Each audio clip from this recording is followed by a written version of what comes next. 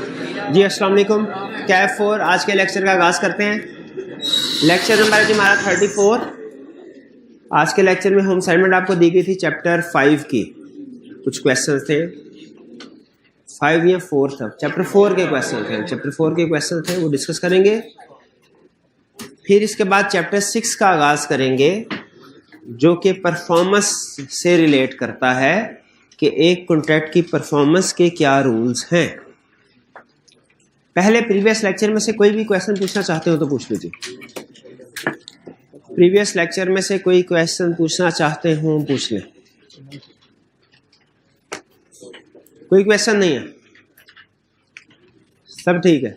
चलिए डिस्कशन की तरफ चलते हैं। अच्छा, एक स्टूडेंट ने क्वेश्चन पूछा था कंटिंजेंट कॉन्ट्रैक्ट में से, याद आ गया कि सम टाइम ऐसा होता है कि कॉन्ट्रैक्ट में ये तय पाता है कि आप हमारे बिल्डिंग कंस्ट्रक्ट कर दें, हम आपको 5 मिलियन रुपीस तब भी देंगे if construction of building is completed.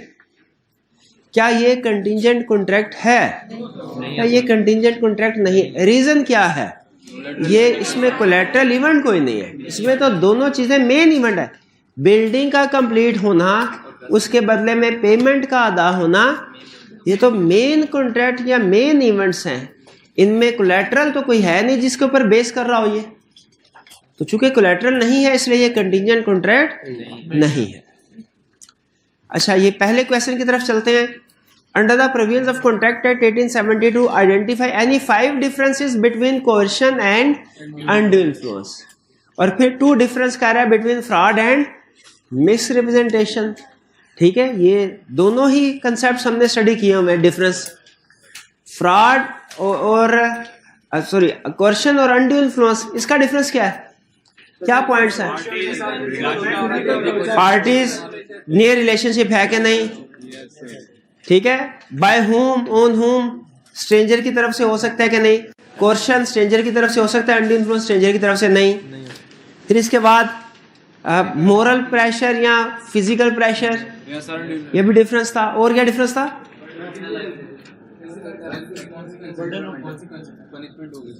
Punishment, हाँ जी बिल्कुल। जो अनड्यू इन्फ्लुएंस है इसमें कोई पनिशमेंट नहीं है लॉ की तरफ से, कोerशन में पनिशमेंट है क्योंकि वो एक क्राइम है। Identify any 2 difference between fraud and misrepresentation. एक तो इंटेंशन हो गया और दूसरा डिफरेंस रेमेडीज। रेमेडीज में क्या फर्क है? नॉर्मली मिसरिप्रेजेंटेशन में डैमेजेस नहीं होते और फ्रॉड में डैमेजेस होते हैं। इसमें कोई प्रॉब्लम? क्वेश्चन सिंपल क्वेश्चन था रिप्रोडक्शन का। नेक्स्ट ये क्वेश्चन है, 3 क्वेश्चन, ये हमने शायद टेस्ट में डिस्कस कर लिए थे। टेस्ट की डिस्कशन में कवर हो गए, दोबारा डिस्कस करने की जरूरत तो नहीं है, ये कवर हो गए थे ना। 19 अली ए माइनर, ये भी डिस्कस हो गया था। ये वाला डिस्कस नहीं हुआ था। हाँ, Ali a minor obtains a loan of ₹10,000 from Bilal by fraudulently representing that he is of full age. Ali ने, जो कि माइनर है, उसने बिलाल से 10,000 लिया, उसे झूठ बोलते हुए कि वो मेजर है। फुल एज का मतलब मेजर है। Can Bilal recover his amount from Ali in any form of action? रिकवर नहीं कर सकता। क्यों नहीं कर सकता? Rule of estoppel does not apply on minor और contract with minor is void against him. हाँ, एक सिचुएशन में रिकवर कर सकता है जो ट्रेसेबल हो, जो बाकी जो एक तो ये कि अगर नेसेसिटीज ऑफ लाइफ होते तो वो रिकवर कर सकता था पूरी अमाउंट, और दूसरा अगर नेसेसिटी ऑफ लाइफ नहीं, जैसे उसने क्वेश्चन में जिक्र नहीं किया, इसका सिंपल लोन दिया है उसने, तो ये जो बाकी उसके पास बचे होंगे ना पैसे, वो traceable in the hands of minor, वो रिकवर कर सकता है। जो खर्च कर लिए वो नहीं कर सकता। ठीक है, तो अगर नेसेसिटीज ऑफ लाइफ के लिए दिए होते फिर रिकवर कर सकता था, या अगर जो बाकी अब traceable in the hands of minor है वो रिकवर कर सकता है। समझ आ रही है बात? जी मतलब आईडी कार्ड मांग लेता थोड़ी सी। हाँ, अगर वो आईडी कार्ड मांग लेता, थोड़ा सा ड्यू डिलीजेंस का मुजाहरा करता, ऑर्डिनरी डिलीजेंस का मुजाहरा करता, तो वो इस सिचुएशन से बच सकता था बिलाल। ठीक है, लेकिन बिलाल ने सिर्फ कहने पे ही एतबार कर लिया, अब इसका मतलब उसके पैसे गए। और की क्वेश्चन चलिए अब हम चलते हैं चैप्टर 6 के कंसेप्ट्स की तरफ।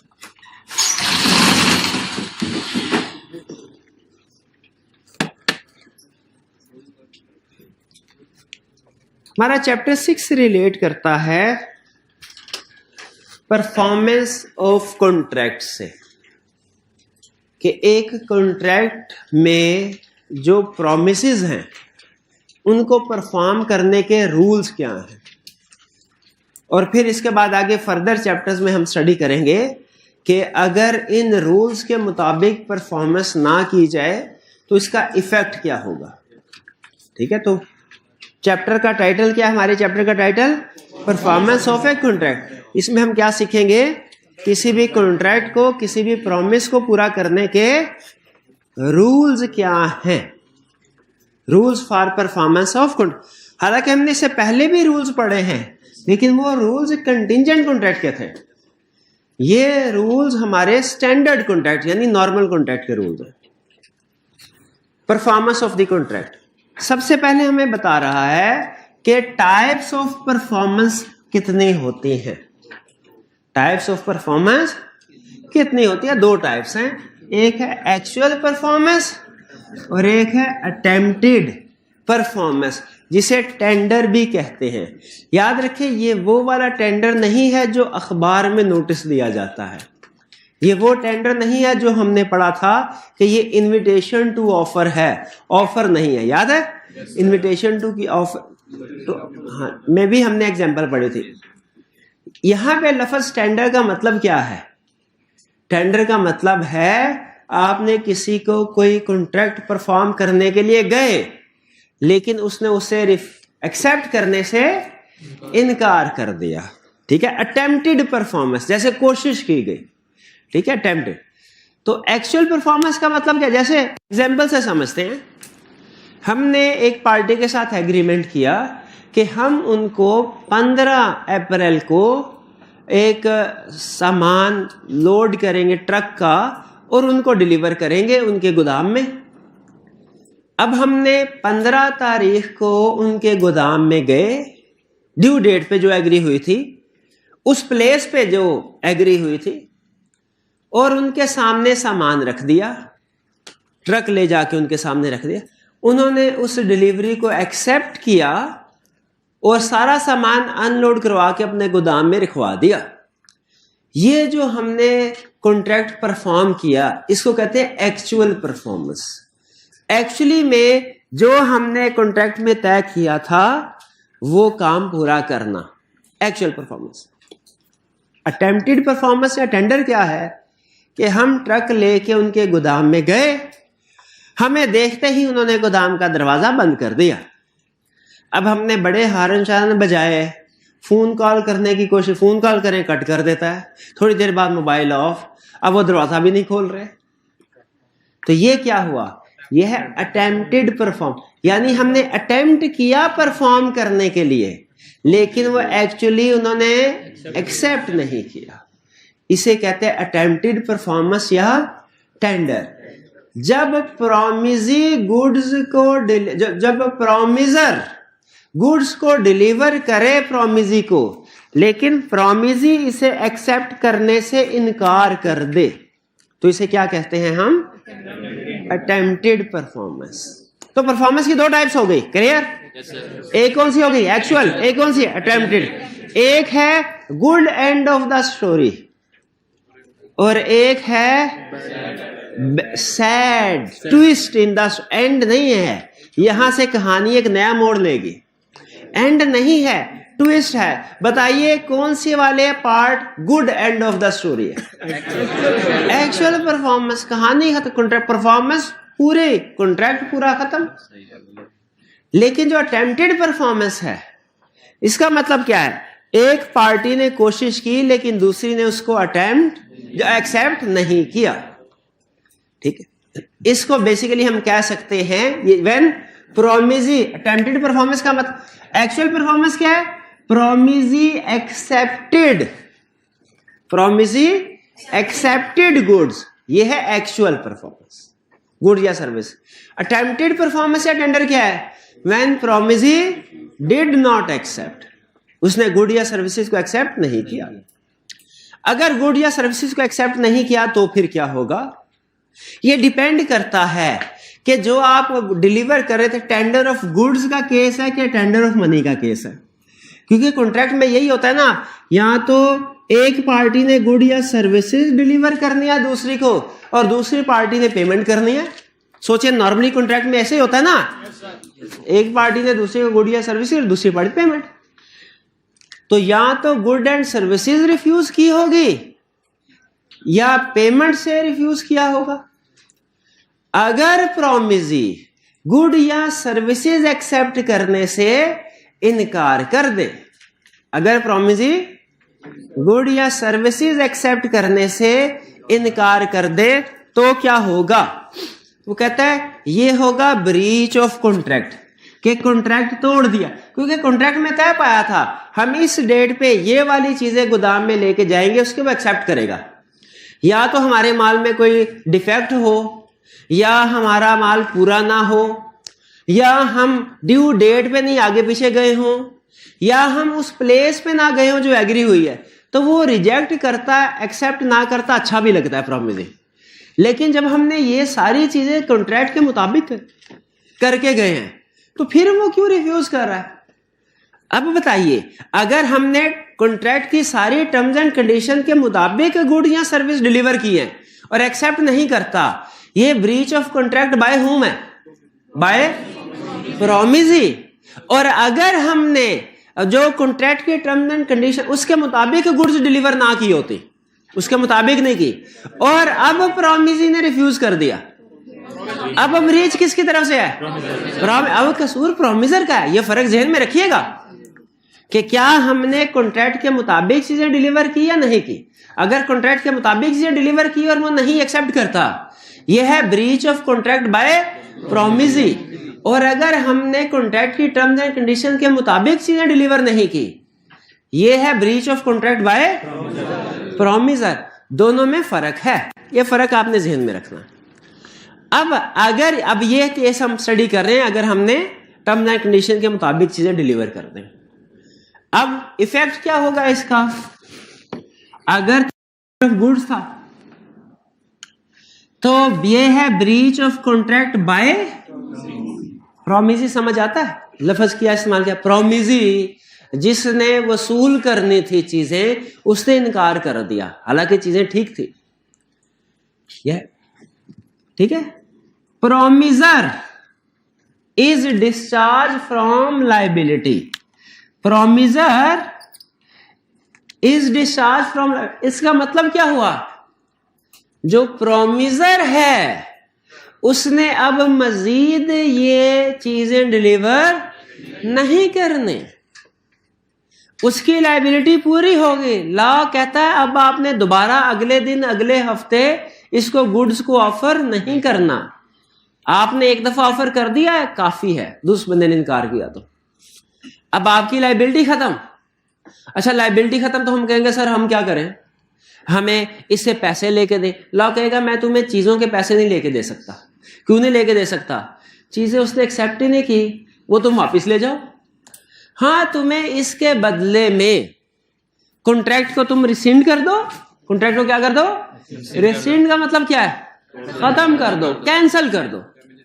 कॉन्ट्रैक्ट को खा दे, मैं तुम्हें डैमेजेस ले देता हूं, यानी तुम्हारा जितना भी आने जाने का खर्चा है और अगर कोई खर्चा वगैरह हुआ, एक्सपेंस हुए, मैं तुम्हें वो लेके दे देता हूं। लेकिन चीजें तुम वापस ले जाओ, चीजों के पैसे नहीं है, मैं जबरदस्ती उसको एक्सेप्ट नहीं करवाऊंगा। लेकिन तुम्हारा जितना भी नुकसान है, जितना भी खर्चा हुआ है, जो भी हुआ है, वो तुम क्लेम कर सकते हो। हाँ नहीं देखिए, अब ये डिपेंड करता है। अगर तो वो फ्रूट्स वगैरह का केस था और वो जाया हो गया, तो फिर वो डैमेजेस में जितना फ्रूट जाया हुआ वो उसकी अमाउंट भी ऐड करेगा कि सर वापस आ जाते, टमाटर थे सारे गल सड़ गए, मैंने थोड़े से जो 50 रुपए किलो वाला टमाटर था 20 रुपए किलो में बेचना पड़ा, तो मुझे 30 रुपए किलो के हिसाब से डैमेजेस लेके दीजिए। तो क्या इसको नुकसान हुआ है 30 रुपए किलो के हिसाब से?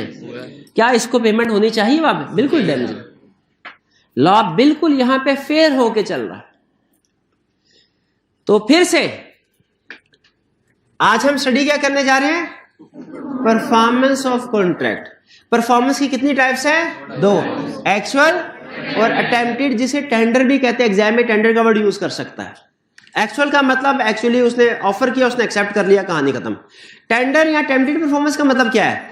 प्रोमिसर ने ऑफर की, प्रोमिसी ने एक्सेप्ट नहीं किया। अब इसके कॉन्सिक्वेंसेस क्या होंगे, इसका इफेक्ट क्या होगा कॉन्ट्रैक्ट पे? ये डिपेंड करता है कि ये टेंडर ऑफ गुड्स या सर्विस था या कि टेंडर ऑफ मनी था। टेंडर ऑफ गुड या सर्विस का मतलब क्या है? कि गुड या सर्विसेज ऑफर की गई हो। और टेंडर ऑफ मनी का मतलब क्या है? पैसे ऑफर किए गए हो। अगर दूसरी पार्टी टेंडर ऑफ गुड या सर्विसेज को रिफ्यूज करती है तो ये उस breach of contract by promisee है।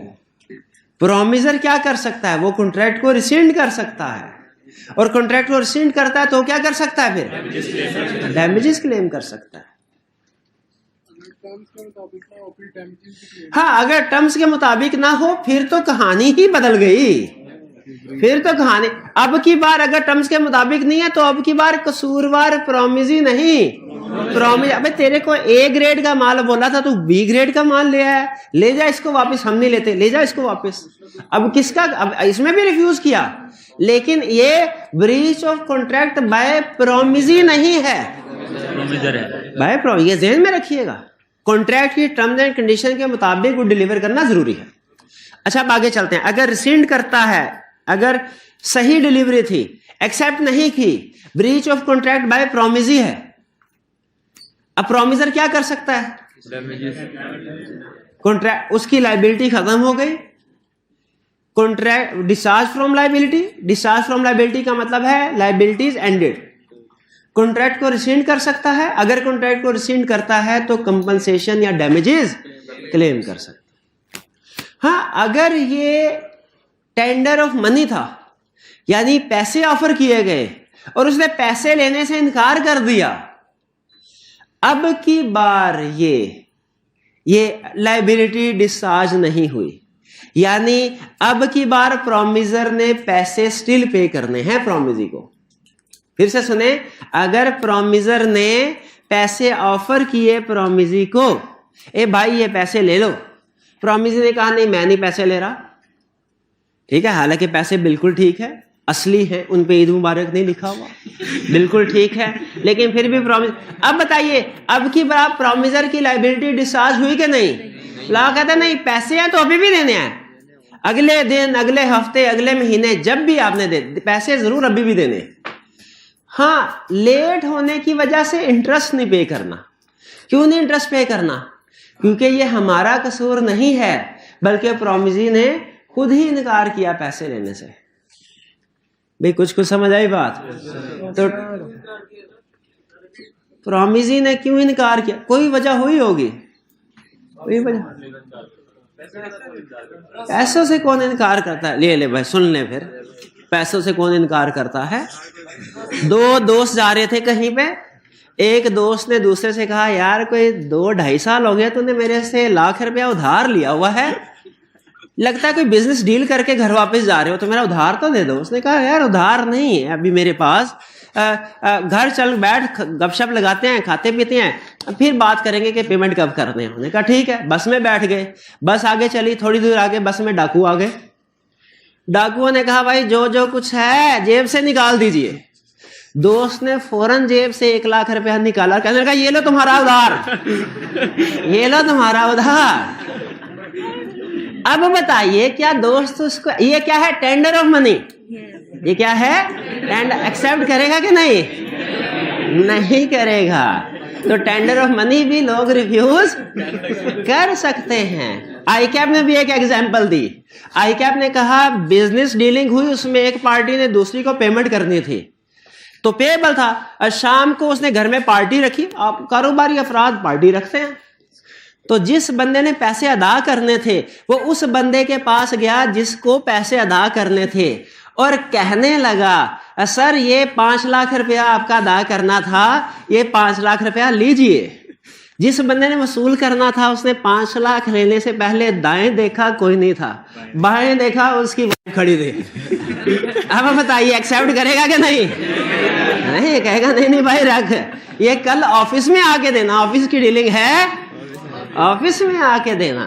तो बाज़ औक़ात ऐसा हो सकता है कि टेंडर ऑफ मनी को भी लोग रिफ्यूज कर दे, जब उन्हें पता हो कि आते ही हमारे हाथ से निकल जाने हैं पैसे, तो एक्सेप्ट थोड़ी करेगा।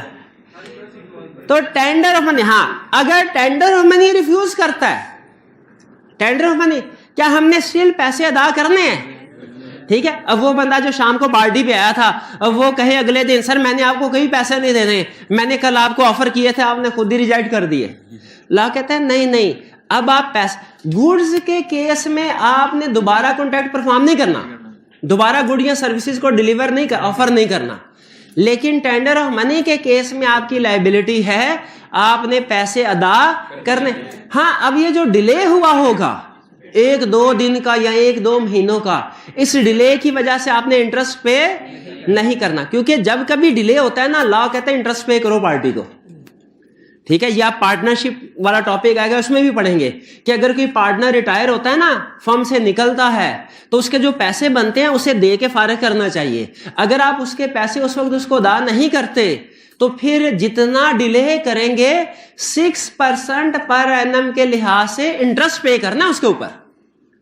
ठीक है, नॉर्मली जब पेमेंट डिले होती है तो लॉ क्या कहता है कि जिस पार्टी ने पेमेंट डिले की है उसको इंटरेस्ट अदा करना चाहिए। लेकिन टेंडर ऑफ मनी के केस में इंटरेस्ट पे क्यों नहीं होगा? क्यों नहीं? क्योंकि उसका कसूर ही नहीं है। वो कहेगा भाई मैं तो पैसे देने को तैयार था, तूने खुद ही रिफ्यूज किया था। क्लियर हुई है बात? जरा फिर से कंप्लीट कंसेप्ट, आधा कंसेप्ट हमारा हो गया। फिर से परफॉर्मेंस ऑफ कॉन्ट्रैक्ट, परफॉर्मेंस की कितनी टाइप्स हैं? 2 टाइप। कौन कौन सी? एक्चुअल और अटेम्प्ट। एक्चुअल का मतलब क्या है? एक्चुअली गुड या सर्विसेज डिलीवर की जाए और वो एक्सेप्ट भी कर ले। गुड या सर्विसेज या पैसे डिलीवर्ड एंड प्रॉमिसी एक्सेप्टेड। और ये कौन सी है? Delivered but he did not accept. Attempted performance या टेंडर बोलते हैं। अटेम्प्टेड परफॉर्मेंस या टेंडर का इफेक्ट क्या होगा? डिपेंड करता है टेंडर ऑफ गुड या सर्विस था या टेंडर ऑफ मनी था। टेंडर ऑफ गुड या सर्विस था तो ब्रीच ऑफ कॉन्ट्रैक्ट समझा जाएगा बाय प्रॉमिसी। ये लाजमी लिखना है, बाय प्रॉमिसी। अब क्या प्रॉमिसर दोबारा लायबल है कॉन्ट्रैक्ट परफॉर्म करने का? लायबल नहीं है, लायबल नहीं। तो फिर क्या करे? वो कॉन्ट्रैक्ट को रिसेंड कर सकता है और डैमेजेस क्लेम कर सकता है उससे। क्लियर? और अगर टेंडर ऑफ मनी है तो वो डिस्चार्ज फ्रॉम लायबिलिटी नहीं है, स्टिल लायबल टू पे है। हाँ, जो इंटरेस्ट पे नहीं करेगा डिले इन पेमेंट की वजह से। क्यों भला? क्योंकि अब डिले इन पेमेंट उसकी वजह से नहीं है। क्लियर हो गई है यहां तक सारे कंसेप्ट? चलिए क्वेश्चन, तो 1 मिनट ठहरिए पहले। सर ये tender of goods and service का केस है, उसने रिजेक्ट कर दिया प्रॉमिसी ने, और जो प्रॉमिसर था उसने रिसीड कर दिया कॉन्ट्रैक्ट, लेकिन जो प्रॉमिसी था उसने कोई एडवांस में पेमेंट की हुई थी, क्या वो दोबारा? अगर प्रॉमिसी ने रिजेक्ट कर दी डिलीवरी को और प्रॉमिसर ने कॉन्ट्रैक्ट को रिसेंड कर दिया, अब प्रॉमिसर को तो डैमेजेस या कंपनसेशन मिलेंगे। क्वेश्चन स्टूडेंट का ये है, अगर प्रॉमिसी ने कोई एडवांस दिया हुआ था, क्या वो वापस प्रॉमिसी को मिलेगा? इसका जवाब है यस, क्योंकि उसको चीजें तो नहीं, उसने चीजों का एडवांस दिया था, चीजें नहीं मिली, तो उसको एडवांस वापस मिलेगा। लेकिन प्रैक्टिकली केस चलता है ना, तो वो पार्टी एडवांस को होल्ड करके बैठे, वो कहते हैं जब फैसला होगा ना तब पैसे देंगे। तो जितना डैमेजेस कोर्ट अलाउ करती है उसको लेस करके बाकी पैसे वापस प्रॉमिसी को दिए जाते हैं। यानी प्रॉमिसी का एडवांस उसे वापस मिलता है अगर उसने दिया हो, लेकिन कैसे मिलेगा? डैमेजेस लेस करके। नहीं, फॉर फ्यूचर का केस नहीं। फॉर फ्यूचर का केस पूरे लॉ में नहीं है, वो सिर्फ एक केस में गवर्नमेंट कर सकती है, बाकी प्राइवेट पार्टी को फॉर फ्यूचर का राइट नहीं है। ठीक है, बहके सरकार जब्त कर लिया गया, ये आप सुनते होंगे, ये है फॉर फ्यूचर। ये सिर्फ बहके सरकार जब्त होती है चीजें, बहके पार्टी प्राइवेट पार्टी जब्त नहीं होती। और की बस जी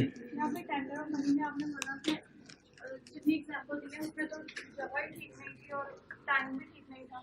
अगर टाइम भी ठीक होता, जगह भी ठीक होती, देखिए अगर टाइम या जगह ठीक हो तो जाहिर है फिर ही वैलिड समझा जाए। ये कंसेप्ट अप्लाई ही तब होगा जब कंडीशन सारी पूरी की गई होंगी।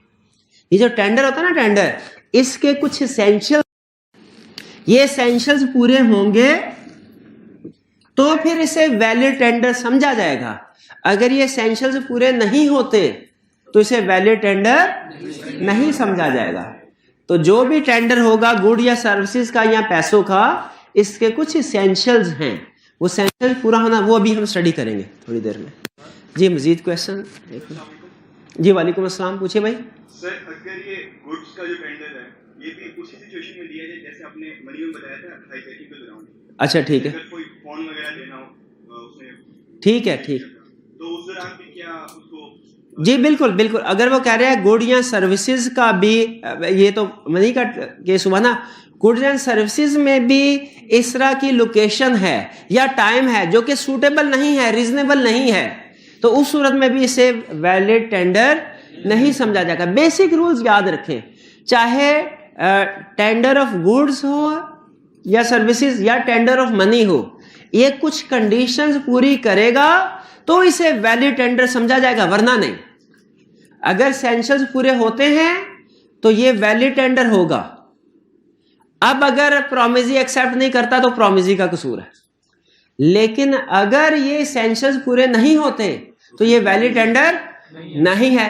अब अगर प्रोमिसी एक्सेप्ट नहीं करता तो ये प्रोमिसर का कसूर समझा जाएगा।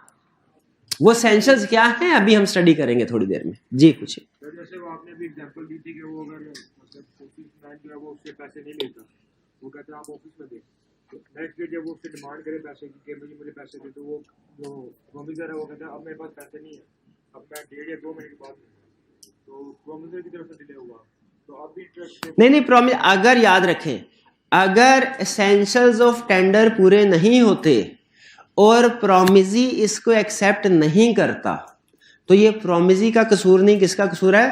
प्रोमिसर का। और अगर प्रोमिसर ड्यू डेट पे पैसे अदा नहीं करता, उन्होंने कहा सर शाम को आया था, लेकिन उन्होंने कहा भाई शाम को घर पे नहीं, सुबह ऑफिस में पेमेंट पकड़ाना, सुबह ऑफिस में वो आया नहीं, तो क्या समझा जाएगा कि ये कसूर है प्रोमिसर का, ड्यू डेट पे उसने अमाउंट पे नहीं की। अब वो अमाउंट भी पे करेगा और जितना डिले हुआ उसका इंटरेस्ट भी पे करेगा। सर अगर ब्रीच ऑफ कॉन्ट्रैक्ट प्रोमिसर की वजह से क्या अगर ब्रीच ऑफ कॉन्ट्रैक्ट प्रोमिसर की वजह से हो, प्रोमिसी को, हाँ जी, प्रोमिसी को जो भी उसका नुकसान हुआ होगा ब्रीच ऑफ कॉन्ट्रैक्ट की वजह से, वो पैसे उससे वसूल कर सकता है। प्रैक्टिस में एक एक दिन की वजह से ऑर्डर्स डिले हो जाते हैं, कैंसल हो जाते हैं, और लाखों का नुकसान भी हो सकता है सिर्फ एक दिन डिले की वजह से। ठीक है, इसीलिए अगर कभी गुड या सर्विसेज डिले होते हैं तो डैमेजेस क्लेम किए जा सकते हैं।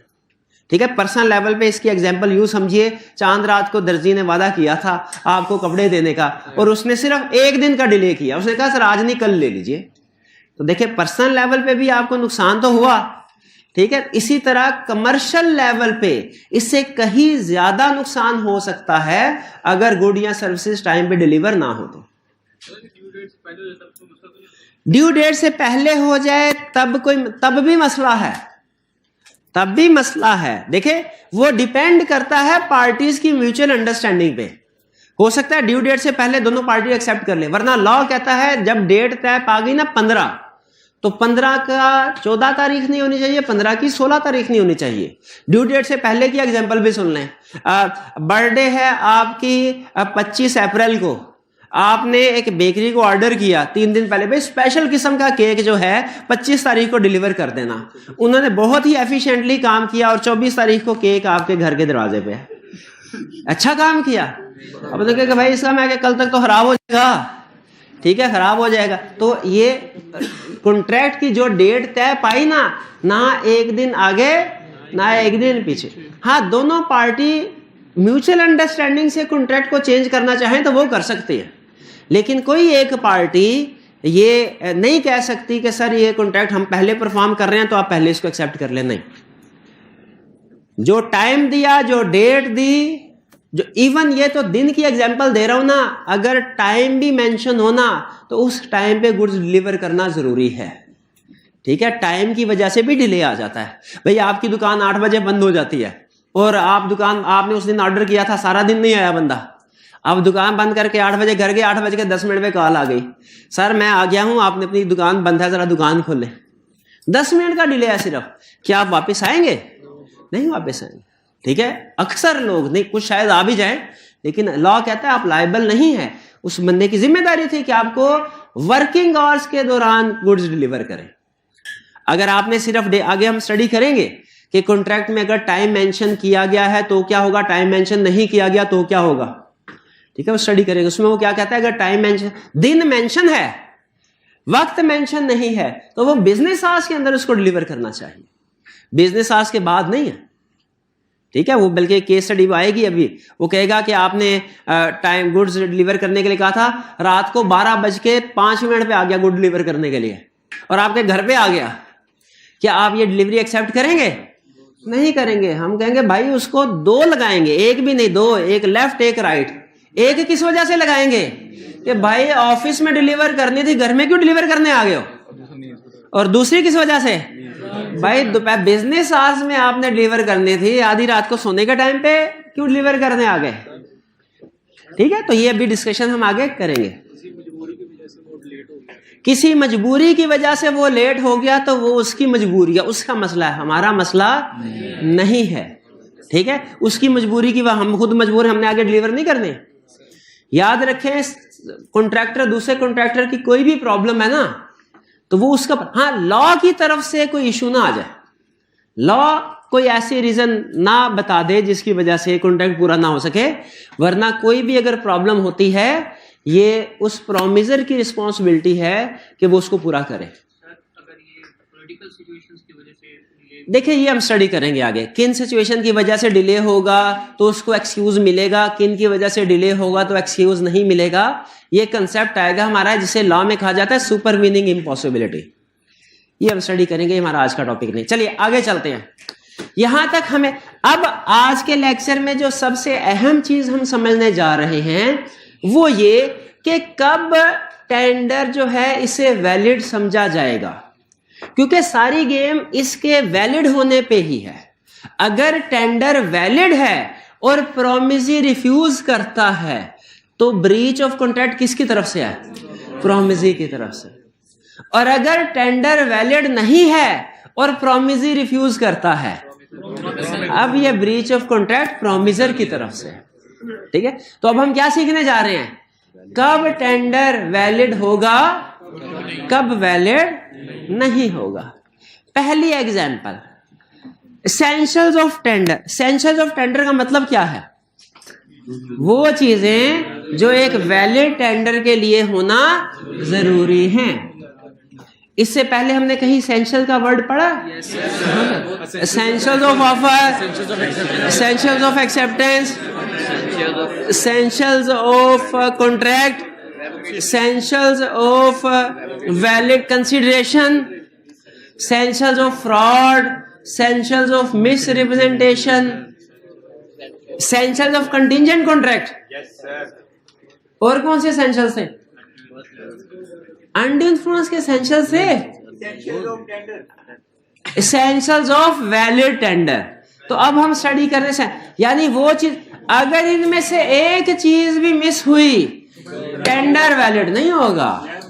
अगर इनमें से एक चीज भी मिस हुई टेंडर वैलिड नहीं होगा। पहला एसेंशियल सुने, पहला एसेंशियल क्या है? अनकंडीशनल, कि जो टेंडर हो अनकंडीशनल, प्रोमिसर अपनी तरफ से कोई कंडीशन ऐड ना कर दे। अच्छा, अनकंडीशनल को ध्यान से सुन लें। लॉ ये कहता है यहां पे अनकंडीशनल का यह मतलब नहीं है कि कोई कंडीशन हो ही नहीं सकती, कंडीशन, लेकिन कॉन्ट्रैक्ट की टर्म्स एंड कंडीशन के मुताबिक डिलीवर करना है। अनकंडीशनल का मतलब क्या है? कॉन्ट्रैक्ट की टर्म्स एंड कंडीशन के मुताबिक। भाई देखा जाए, जब हमने उसे कहा कि 25 मार्च को चीजें डिलीवर करना, ये 25 मार्च ये भी तो एक कंडीशन है, ये भी तो एक कंडीशन। तो यहां पे अनकंडीशनल टेंडर से क्या मुराद है? कि जो कॉन्ट्रैक्ट में टर्म्स एंड कंडीशन तय हुई हैं उसके मुताबिक डिलीवर करना है, उसके अलावा अपनी तरफ से कोई भी कंडीशन ऐड नहीं करनी, अपनी तरफ से कोई भी कंडीशन ऐड नहीं करनी। तो सर हम गुड्स डिलीवर करेंगे लेकिन उस सूरत में अगर आपकी दुकान पे कोई भी कस्टमर उस वक्त नहीं होगा, अगर कस्टमर हुआ ना उस वक्त तो मुझे रश पसंद है, ड्राइवर बोलने लगा, ट्रक ड्राइवर, मुझे रश पसंद नहीं है, अगर कस्टमर हुए आपकी दुकान पे मैं गुड्स डिलीवर नहीं करूंगा। क्या ये वैलिड टेंडर है? अब वो उधर आया, देखा कस्टमर थे, वो निकल गया और कहने लगा मैंने तो पहले कहा था कस्टमर निकाल देना मेरे आने पे। क्या ये वैलिड टेंडर? नहीं। क्यों नहीं है? वो कंडीशन अपनी तरफ से ऐड करी। जो कॉन्ट्रैक्ट में कंडीशन लिखी गई है ना वो वैलिड है, उनको यहाँ पे अनकंडीशनल से मुराद ये नहीं है कि कॉन्ट्रैक्ट में भी कंडीशन नहीं होनी चाहिए। यहाँ पे अनकंडीशनल से मुराद क्या है? अपनी तरफ से कोई मजीद कंडीशन ऐड नहीं करने। कुछ है ही समझ? तो ये पहली कंडीशन वैलिड टेंडर की क्या है? अनकंडीशनल। दूसरी क्या है? क्या? Proper time. प्रॉपर टाइम का मतलब क्या है? प्रॉपर टाइम, प्रॉपर टाइम का मतलब क्या है? यानी स्पेसिफाइड टाइम, जो कॉन्ट्रैक्ट में लिखा गया है। प्रॉपर टाइम का मतलब क्या है? गुड्स उस टाइम पे डिलीवर होंगी, उस दिन, उस वक्त जो कॉन्ट्रैक्ट में लिखा गया है। अब यहाँ पे एक सवाल जहन में आएगा, आपने उसका जवाब नहीं सोचना। सवाल जहन में ये आएगा अगर कॉन्ट्रैक्ट में टाइम लिखा ही ना हो तो? Reasonable time. हाँ, रीजनेबल टाइम, शाबाश, ये तो पता है आपको। तो प्रॉपर टाइम से क्या मुराद है? अगर रीजनेबल नहीं, वो बाद में आता है। प्रॉपर टाइम से मुराद है स्पेसिफाइड टाइम जो कॉन्ट्रैक्ट में लिखा है, और अगर टाइम स्पेसिफाई नहीं किया तो रीजनेबल टाइम। शाबाश। आगे चलते हैं। इसके बाद next, proper place. Proper place का मतलब क्या है? स्पेसिफाइड प्लेस जो मेंशन की गई है, जैसे गोदाम, जैसे हमारा माल लोड वाला गोदाम, भाई उधर ले, इधर कहा माल लोड वाला, और ये बरकत मार्केट वाले गोदाम पे आ गया। क्या ये वैलिड टेंडर है? नहीं है, नहीं है। तो प्रॉपर प्लेस का मतलब क्या है? कॉन्ट्रैक्ट में जो स्पेस पैसे। अब आपके जहन में एक सवाल आएगा, वो क्या आएगा सवाल? कि अगर प्लेस स्पेसिफाइड ना हो तो फिर रीजनेबल प्लेस। शाबाश, भाई बात समझ आ गई। अनकंडीशनल भी at proper time, at proper place. Proper person, proper person का मतलब क्या है? प्रोमिसी या और हिज एजेंट। एजेंट, उसका एजेंट, उसका एजेंट भी तो हो सकता है, ठीक है। एम्प्लॉयज एजेंट होते हैं ना, एम्प्लॉयज एजेंट होते हैं। तो proper time, proper place, proper person. Clear? आगे चलते हैं। नेक्स्ट एसेंशियल क्या है? According to terms and condition of contract. ये तो पहले वाले पॉइंट से मिलता जुलता है कि जब वो according to terms and condition of contract होगा तो उसका मतलब अनकंडीशनल होगा, यानी आप कॉन्ट्रैक्ट की टर्म्स एंड कंडीशन के मुताबिक उसको डिलीवर करना है। कॉन्ट्रैक्ट में अगर लिखा हुआ है कि ये सामान आपने डिलीवर करना है 10-10 किलो की पैकिंग में, 10 मन चीनी आपने डिलीवर करनी है, लेकिन 10-10 किलो की पैकिंग में। जब चीनी आई तो वो 15-15 किलो की पैकिंग में थे। क्या ये terms and condition of contract के मुताबिक है? वैलिड टेंडर है? प्रॉमिसरी रिफ्यूज कर दे, किसका कसूर? प्रॉमिसर का। शाबाश, ठीक है। तो ये टर्म्स एंड कंडीशन जो कॉन्ट्रैक्ट में लिखी हुई है, उसके 10 किलो की पैकिंग बोला तो मतलब 10 किलो की पैकिंग, 15 किलो की नहीं। फिर reasonable opportunity to inspect, time दिया जाए कि चेक कर सके। ट्रक को अनलोड करवाया है तो अगर वो कहे भाईजान मुझे देखने तो दें, डब्बा खोल के तो मुझे देखने तो दें अंदर चीनी है या रेत है, क्या है, और ट्रक वाला कहे नहीं भाई हमें देर हो रही है, हमने आगे जाना है। आप 10 मिनट के अंदर सारा ट्रक अनलोड करवाओ, मुझे पैसे दो, मैं आगे जाऊं। क्या ये वैलिड टेंडर है? लॉ कहता है reasonable opportunity of inspection promisee को मिलनी चाहिए। अगर आप रीजनेबल अपॉर्चुनिटी नहीं देते तो वैलिड टेंडर नहीं है। वैलिड टेंडर नहीं है तो प्रोमिसर का कसूर है। वैलिड टेंडर नहीं है तो प्रोमिसर का कसूर है। और अगर वैलिड टेंडर हो तो प्रोमिसी का कसूर है। और कैसे पता चलेगा वैलिड टेंडर है कि नहीं? अगर ये सारे एसेंशियल पूरे हैं तो वैलिड टेंडर है। अगर एक एसेंशियल भी मिसिंग है तो, एक एसेंशियल भी वायलेट हो रहा है तो नहीं, एक एसेंशियल भी वायलेट हो रहा है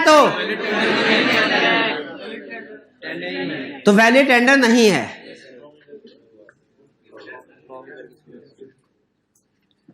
चलिए एंड पे वायलेशन का वर्ड मुझे याद करवाइएगा, इससे एक कंसेप्ट निकालना है। According to terms and condition, reasonable opportunity पे समझ आ गई?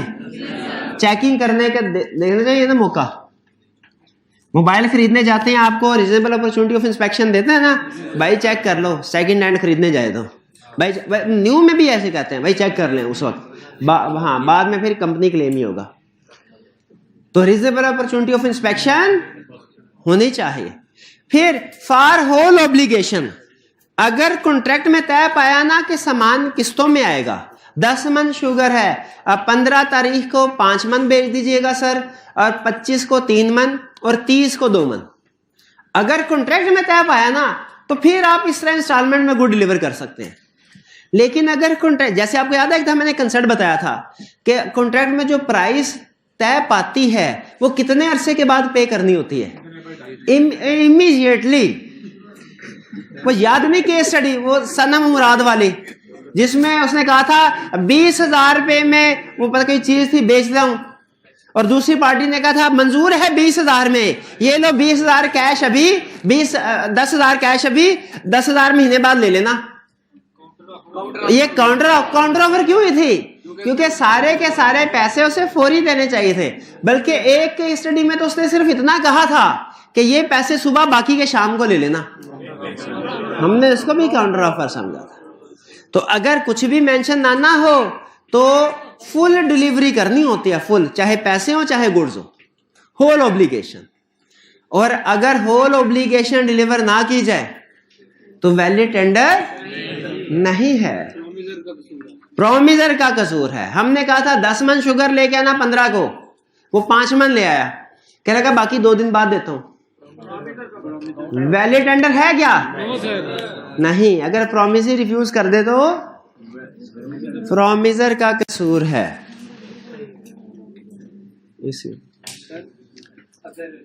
फॉर होल ऑब्लिगेशन समझ आ गया। फिर for exact amount and in legal tender, exact amount and in legal tender. Legal tender का मतलब क्या है? जो पाकिस्तान की लीगल करेंसी है, पाक रुपीस। अगर फर्ज कीजिए ये वाला एसेंशियल रिलेट करता है टेंडर ऑफ मनी से, जो ऊपर वाले एसेंशियल्स थे वो रिलेट करते थे टेंडर ऑफ गुड्स से, ये टेंडर ऑफ मनी से रिलेट करता है। जब आपने पेमेंट करनी है तो एग्जैक्ट अमाउंट जो है, यानी 10 लाख 20 लाख पूरी, और किसमें करनी है? पाकिस्तान की करेंसी है, इंडियन रुपीस में ना कर। कोई अगर कहे ये लो इंडियन रुपीस हैं, अगर डॉलर में कहे तो आप रिफ्यूज कर सकते हैं। करेंगे नहीं वैसे आप, लेकिन कर सकते हैं। क्यों? लॉ क्या कहता है कि tender of money, legal tender of money, और पाकिस्तान में लीगल टेंडर ऑफ मनी क्या है? पाक रुपीस। एग्जैक्ट अमाउंट और लीगल टेंडर ऑफ मनी पाक रुपीस। क्लियर? ये थे हमारे essentials of tender. Easy lecture था आज का, इसमें कोई प्रॉब्लम नहीं है। लास्ट पॉइंट सुन लीजिए, वो कह रहा है अगर टेंडर ऑफ मनी का केस है तो अमाउंट पूरी होनी चाहिए और पाकिस्तान की करेंसी में होनी चाहिए। एग्जैक्ट अमाउंट का मतलब क्या है? पूरी अमाउंट जो कॉन्ट्रैक्ट में थी। और लीगल टेंडर का मतलब क्या है? पाकिस्तान की करेंसी में हो, फॉरेन करेंसी में नहीं। कोई क्वेश्चन पूछना चाहते? पूछ।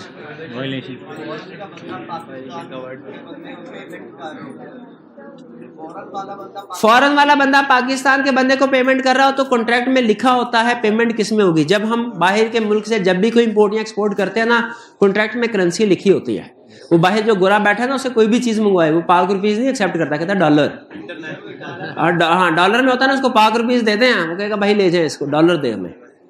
तो वो जो एग्रीड करेंसी होगी, जो इंटरनेशनल ट्रेड कर रहे हैं तो एग्रीड करेंसी पे, पाकिस्तान में कर रहे हैं तो पाक रुपीज। ये होल ऑब्लिगेशन प्रॉपर प्लेस और प्रॉपर टाइम में, अगर वो मतलब कहते हैं थोड़ा सा आगे पीछे। अच्छा देखें, वो ये कहता है अगर थोड़ा सा आगे पीछे हो जाए ना, माइनर डेविएशंस, उससे फर्क नहीं पड़ता। किससे फर्क नहीं पड़ता? माइनर डेविएशन से फर्क। जैसे हमने कहा था 10 मन, ठीक है, आते आते 2-4 थैले गिर गए उसके, वो तकरीबन 10 मन, 2-4 किलो कम है। ये माइनर डेविएशन है, इसकी वजह से आप इसको रिजेक्ट नहीं कर सकते। डेविएशन हुई है भैया, उनका पहले क्वेश्चन एड्रेस कर लो मेरे भाई जी। डेविएशन हुई है, मतलब माइनर नहीं है, मेजर डेविएशन है, वो एक्सेप्ट भी कर लेता है। अच्छा, मेजर वो एक्सेप्ट, देखें दोनों पार्टीज एक्सेप्ट, हाँ, जब दोनों पार्टी राजी तो क्या करेगा काजी? जो जिस कोर्ट जिसने फैसला, जब भाई कॉन्ट्रैक्ट की तबाही फिर गई, लेकिन दोनों पार्टी ने कहा आओ नए सिरे से कॉन्ट्रैक्ट करें, तो नए सिरे से कॉन्ट्रैक्ट करें। अगर उसने 10 मन की बजाय 6 मन डिलीवर कर दिया, लेकिन प्रोमिसी एक्सेप्ट कर लेता है एतराज किए बगैर, तो फिर इसको क्या समझा जाएगा? एक्सेप्टेड है। इसको एज्यूम किया जाता है कि कॉन्ट्रैक्ट रिवाइज हो गया। इसको क्या एज्यूम किया जाएगा? कॉन्ट्रैक्ट रिवाइज हो गया, ठीक है, तो रिवाइज टर्म्स के मुताबिक।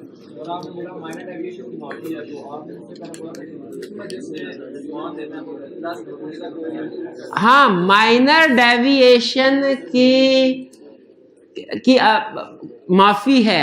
अब माइनर डेविएशन क्या है? ये केस टू केस वेरी करता है, ये केस टू केस वेरी। अगर फर्ज कीजिए 2 बजे का टाइम था, वो 2:05 पे आ गया, ये माइनर डेविएशन, क्योंकि 2 बजे भी दुकान खुली है हमारी, 2:05 पे भी खुली है। लेकिन अगर 8 बजे बंद हो जाती है और वो 8:10 पे आ गया, ये माइनर डेविएशन नहीं है, ये मेजर है। ये बैंक में चले जाए ना आप, तो जैसे ही उन्हें टाइम होता है कस्टमर के अंडर होने, वो पूरे टाइम वो जो जहाँ गार्ड होता है ना, वो मेरा हाल है 10 सेकंड से ऊपर होने देता, उसी वक्त नहीं। अब बस जो अंदर है ना, वो ही अपनी डीलिंग कंप्लीट कर सकते हैं, बाहर वाले को अंदर नहीं घुसने देगा। तो लेकिन पूरे दिन में ऐसा कोई प्रॉब्लम नहीं है। तो ये माइनर डेविएशन क्या है क्या नहीं, ये केस टू केस वेरी करता है। Some time slight delay in time minor deviation होता है, सम टाइम माइनर डेविएशन नहीं होता। वायलेशन, हाँ वायलेशन सुन लें, वायलेशन सुन लें। केस स्टडी टिप बता रहा हूं, case study tip, case study tip.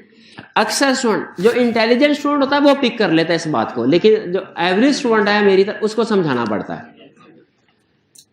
एक है वायलेशन होना, एक है साइलेंट होना। मैंने आपको बताया क्या रूल, कि सारे एसेंशियल्स प्रेजेंट हैं, पूरे हो रहे हैं, तो फिर वैलिड टेंडर है। एक भी वायलेट हो रहा है तो वैलिड। अब सुनिए, अगर केस स्टडी में कह दे 8 के 8 एसेंशियल प्रेजेंट है, तो क्या है? वैलिड है। अगर कहे इनमें से 2 वायलेट हो रहे हैं, टेंडर वैलिड नहीं। अगर कहे 7 है, 1 वायलेट हो रहा है। अच्छा, अब सुनिए जो पॉइंट समझाना चाह रहा था। अगर केस स्टडी में आपसे कहे कि 3 एसेंशियल्स पूरे हो रहे हैं और बाकी 5 के बारे में साइलेंट है, साइलेंट है, यानी उसका क्वेश्चन में जिक्र ही नहीं है, तो क्या ये वैलिड है? इसका जवाब वैलिड है। याद रखे, केस स्टडी का पूरी दुनिया में असूल है ये, कि जिस इंफॉर्मेशन का केस स्टडी में जिक्र नहीं किया, उसकी वजह से कोई मसला नहीं है, उसकी वजह से कोई मसला नहीं है। एक ये तरीका भी है, एक दूसरा तरीका भी है, कि जो ज्यादा शक शुबे वाले स्टूडेंट होते हैं ना, उनके लिए कि वो इफ करके लिख दें, कि अगर वो उसने 6 एसेंशियल्स पूरे कर दिए, 2 के बारे में साइलेंट है, तो आप कहें tender is valid if other 2 essentials are also fulfilled. If करके बात कर ले वो भी एक्सेप्टेबल है। लेकिन ज्यादा अच्छा तरीका क्या है, ये एज्यूम करना कि जो एसेंशियल्स का उसने क्वेश्चन में जिक्र नहीं किया उनमें मसला कोई नहीं है, ये चीज तो पूरे हो, ये याद रखेंगे। और कोई क्वेश्चन? ये लर्निंग ऑब्जेक्टिव 1 और 2 दोनों पूरे हो गए, कोई चीज रह तो नहीं गई? देख चलिए बस, कोई और क्वेश्चन? चलिए आज फिर लेक्चर 10 मिनट आपको, कोई बात नहीं, जल्दी छोटी 10 मिनट। आज का लेक्चर यहाँ खत्म करते हैं हम। अल्लाह हाफिज।